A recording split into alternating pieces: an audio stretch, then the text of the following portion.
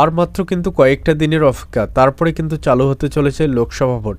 এই লোকসভা ভোটের আগে কিন্তু প্রত্যেকটি প্রার্থীকে কিন্তু লোকসভা ভোটে কোন কোন আসনে কোন কোন ক্যান্ডিডেটকে দাঁড় করে দেবে তার যে লিস্ট সেটা কিন্তু জারি করতে হয় ইলেকশন কমিশনারের কাছে। তো অবশ্যই বিজেপি কিন্তু প্রথম দফার যে লিস্ট সেটা কিন্তু জারি করে দিয়েছে। সেখানে কিন্তু 20 জনের নাম সিলেকশন করা হয়েছে, অনেকের নাম কিন্তু বাদ গিয়েছিল।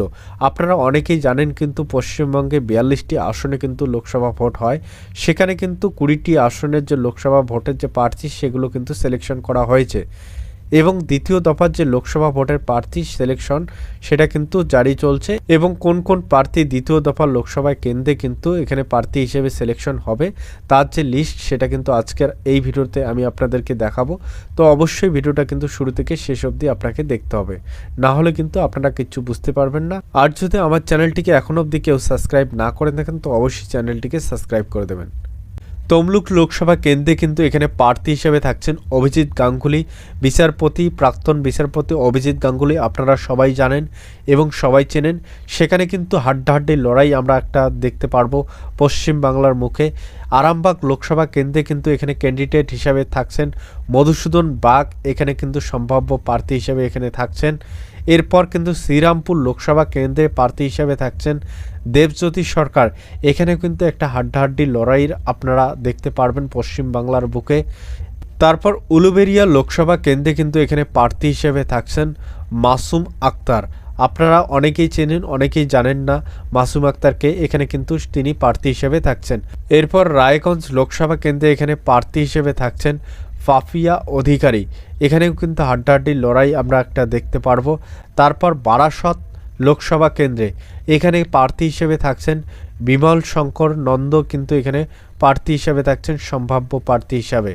মথুরাপুর লোকসভা কেন্দ্রে এখানে প্রার্থী হিসেবে থাকছেন দিলীপ জাঠুয়া, এই লোকসভা ভোটে কিন্তু তিনি সম্ভাব্য প্রার্থীর তালিকায় কিন্তু দ্বিতীয় দফার যে প্রার্থী তালিকা। এরপর বর্ধমান পূর্ব লোকসভা ভোটে কিন্তু এখানে প্রার্থী হিসেবে থাকছেন কেয়া ঘোষ, কেয়া ঘোষ কিন্তু পূর্ব বর্ধমানে এখানে প্রার্থী হিসেবে থাকছেন। তারপর রয়েছে কিন্তু বীরভূম লোকসভা কেন্দ্রে এখানে প্রার্থী হিসেবে থাকছেন কিন্তু সম্ভাব্য প্রার্থী হিসেবে দুধকুমার মণ্ডল, এখানে কিন্তু সম্ভাব্য প্রার্থী হিসেবে তিনি থাকছেন। ব্যারাকপুর লোকসভা কেন্দ্রে সম্ভাব্য প্রার্থী হিসেবে থাকছেন অর্জুন সিং, অর্জুন সিংয়ের কিন্তু নাম আপনারা অনেকেই চেনেন অর্জুন সিংকে, সেখানে কিন্তু হাড্ডাহাড্ডি একটা লড়াইয়ের সূচনা হবে। বর্ধমান লোকসভা কেন্দ্র বা দুর্গাপুর লোকসভা কেন্দ্রে কিন্তু প্রার্থী হিসেবে থাকছেন অগ্নিমিত্র পাল, এখানে কিন্তু লোকসভা ভোটে সম্ভাব্য প্রার্থী হিসেবে থাকছেন। বসিরহাট লোকসভা কেন্দ্রে কিন্তু মোহাম্মদ শামী এখানে প্রার্থী হিসেবে থাকছেন সম্ভাব্য প্রার্থী হিসেবে, আপনারা অনেকেই চেনেন কিন্তু ক্রিকেটার মোহাম্মদ শামী। জলপাইগুড়ি লোকসভা কেন্দ্রে কিন্তু এখানে প্রার্থী হিসেবে থাকছেন তাপসী রায়, সম্ভাব্য প্রার্থী হিসেবে কিন্তু তিনি থাকছেন বিজেপির তরফ থেকে। দমদম লোকসভা কেন্দ্রে কিন্তু প্রার্থী হিসেবে থাকছেন শিলভদ্র দত্ত, এখানে কিন্তু সম্ভাব্য প্রার্থী হিসেবে থাকছেন বিজেপির তরফ থেকে। তারপর দার্জিলিং লোকসভা কেন্দ্রে কিন্তু এখানে সম্ভাব্য প্রার্থী হিসেবে থাকছেন হর্ষবর্ধন সিংলা, এখানে কিন্তু বিজেপির তরফ থেকে থাকছেন। ডায়মন্ড হারবার লোকসভা কেন্দ্রে কিন্তু সোনালী গুহ এখানে প্রার্থী হিসেবে থাকছেন। জঙ্গিপুর লোকসভা ভোটে কিন্তু এখানে প্রার্থী হিসেবে থাকছেন মাফুজা খাতুন, এখানে কিন্তু হাড্ডাহাড্ডি লড়াই আপনারা দেখতে পারবেন।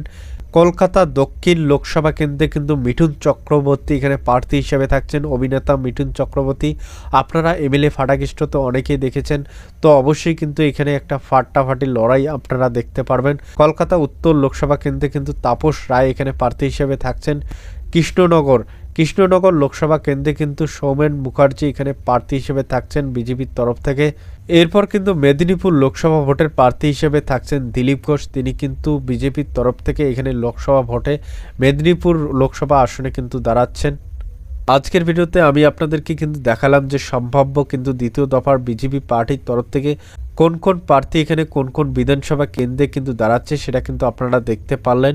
অবশ্যই কিন্তু লোকসভা ভোটের আগে ফাইনাল লিস্ট আপনারা দেখতে পারবেন, 42টি আসনে 42 জন যে পার্টি ক্যান্ডিডেট হিসাবে দাঁড়াবেন, তো প্রত্যেকের নাম কিন্তু আমি নেক্সট ভিডিও আপনাদেরকে দেখাবো, তো অবশ্যই আমার চ্যানেলটিকে সাবস্ক্রাইব করে রাখবেন নেক্সট ভিডিওর জন্য।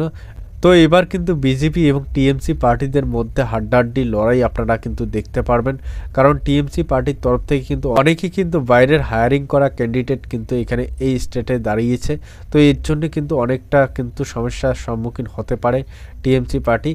তো অবশ্যই কিন্তু হাড্ডাহাড্ডির লড়াই চোখ রাখবেন আপনারা। তো ভিডিওটি দেখার জন্য অসংখ্য ধন্যবাদ সবাইকে। জয় হিন্দ, জয় ভারত। আশা করি তোমরা সবাই ভালো আছো, ভালো থাকবেন। ভিডিওটি কাউকে ঠেস পৌঁছানোর জন্য নয়, এই ভিডিওটি শুধুমাত্র কিন্তু ইনফরমেশন একটি ভিডিও।